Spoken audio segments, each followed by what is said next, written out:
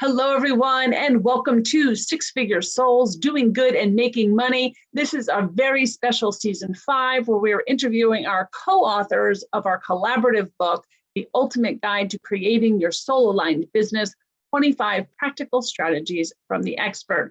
I am your host, Camille Miller, lead author for this book and pioneer of the soul professional movement. Today, we have our author from Chapter 10, Desirae Haluk, Small Business Marketing Secrets, Simply Crushing Your Online Presence. Thank you, Desirae, for joining us today. Thank you, Camille, for having me again. Yeah, you've been on our podcast before, and now you're a co-author in our book. So I'm really excited to talk about what your experience was like writing your chapter. I knew your story, and actually, people could actually hear a lot about your story in our previous podcast that we did in 2020. We told a little bit about your story, and now you wrote about it. So what was it like writing out your story, like that experience of being a first-time author and being part of the collaborative book?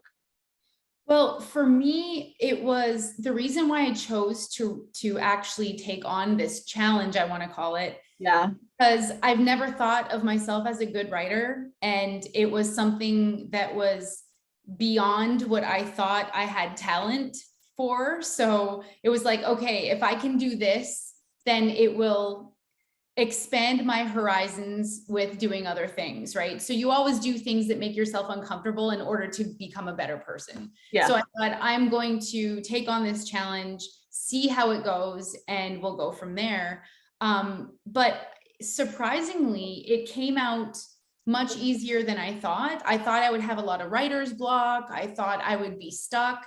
But when you're telling a story, it's like really just your memories coming out, the way you interpret them. And so that part of it was easier. Then I got to the kind of toolkit part, the strategy part of it. And that even came out easier because I do that every day with my clients. So it was like, wow, this wasn't so bad. And, of course, then you think, oh, could I write a whole book? Well, I don't want to go there yet. Maybe in the future.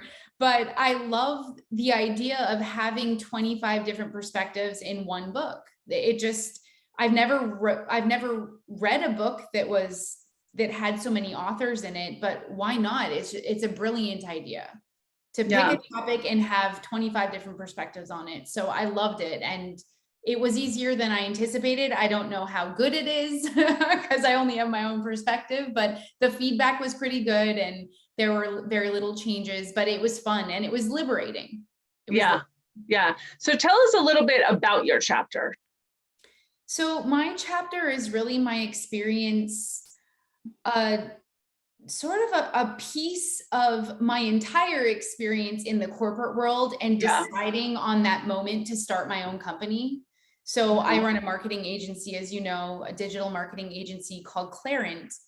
And it was a bunch of shortcomings and challenges being in the corporate world and not having control over my own destiny that led me up to the moment where I started my own company. And it was really the last straw. That's the moment that I'm explaining in the book. And then the Small Business Marketing Secrets is all about what every single small business and large company should be doing as a platform or a foundation for their marketing plan. So it's very simplified. It's nothing that, a one-man operation couldn't do. Everybody can do this, whether you have a team of 1,000 or a team of 1.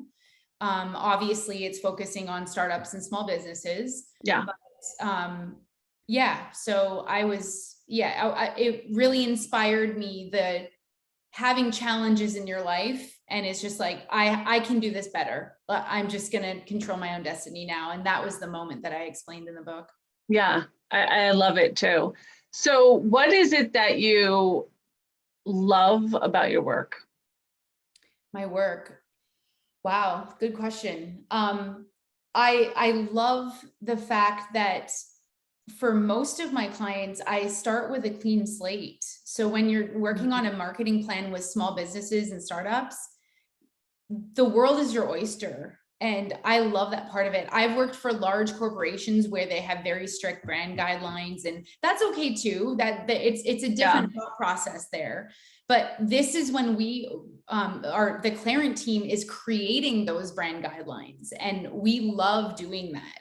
So it's like starting from that blank slate and seeing your clients progress in their revenue and reach their goals, and being a part of that. It's a sense of accomplishment. And there's never two of the same clients, even if they're in the same industries. Right. There's never two of the same companies with the same marketing plan. Everything is always starting from scratch and using data to drive your decisions in marketing. And so we just have a passion for that. We're really also getting into neuromarketing, which is more of the emotional decisions made with like your buying behavior driven by your emotions.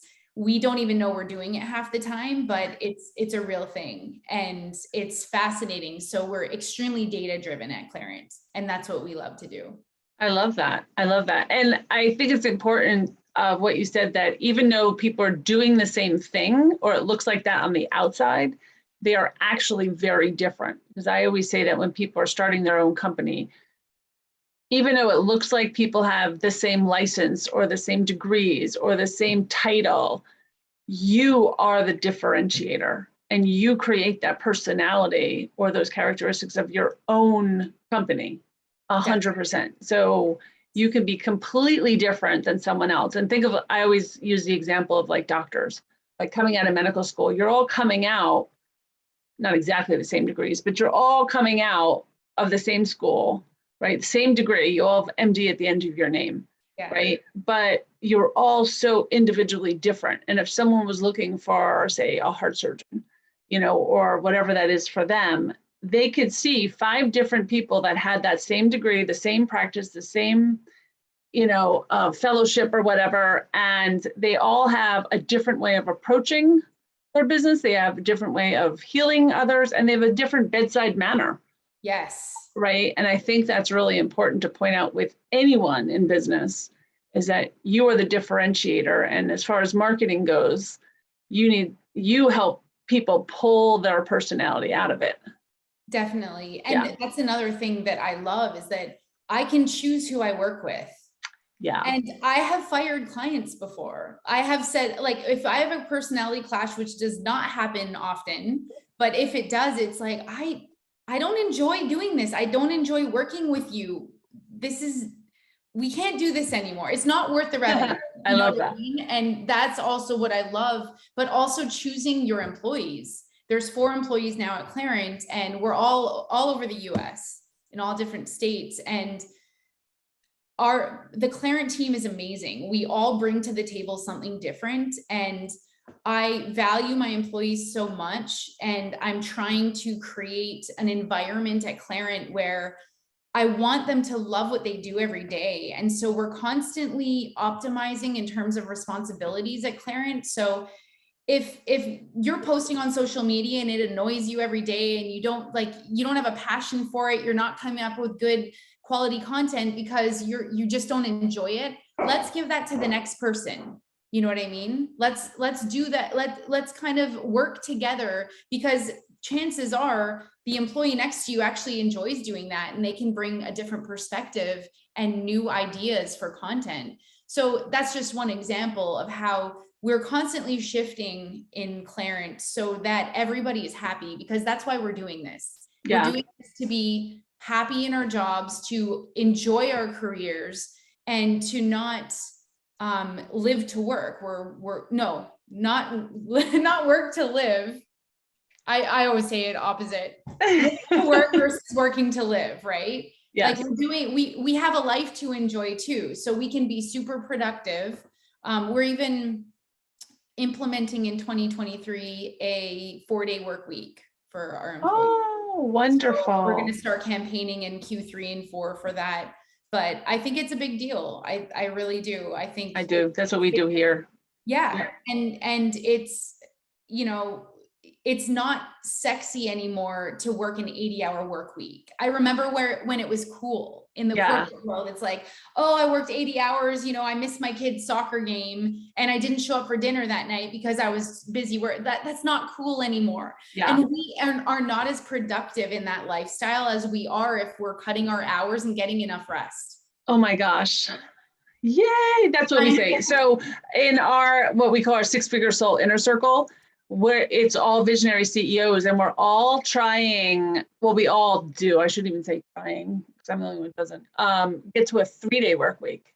How do you run a more productive company in 3 days and double your revenue and your profits? And how does that work? I'm still at 3.5, but that's my sweet spot. I just like it. I don't have to, but I like 3.5. It works well for me.